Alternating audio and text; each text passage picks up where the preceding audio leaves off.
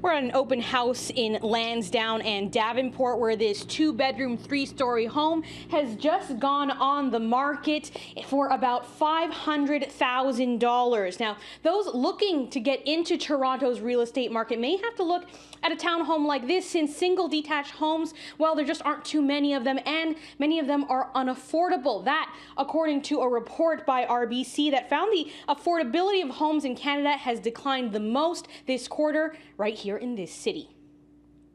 For the first time in 2 years, it wasn't Vancouver that had the title for deteriorating the most in Canada, but actually this time it was in Toronto. So Vancouver is still the least affordable market in Canada, but Toronto is where affordability deteriorated the most in the course of the third quarter. It's a stark reality for those in the market for a house. With the cost of Canadian homes rising the most in Toronto this quarter, home ownership may be just out of reach for many. More and more, it has become the condo apartments, condos that are the de facto main housing type that's within reach.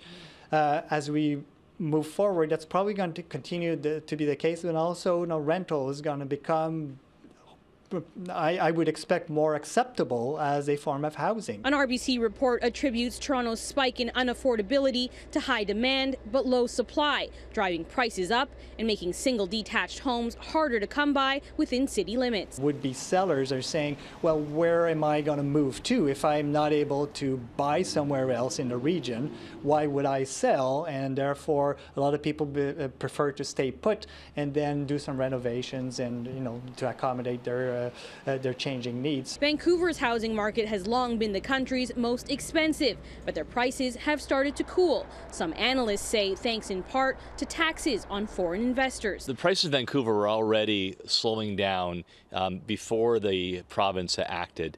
And I really think it runs against our grain as Ontarians to blame the foreigner. But in his new role as the CEO of the Ontario Real Estate Association, Tim Hudak says he won't be pushing for that policy change here, instead focusing on other local issues. The land transfer tax in Toronto is a killer. Just to get the keys to a house like this, you're looking at 22 grand plus in land transfer taxes before you even walk through the door.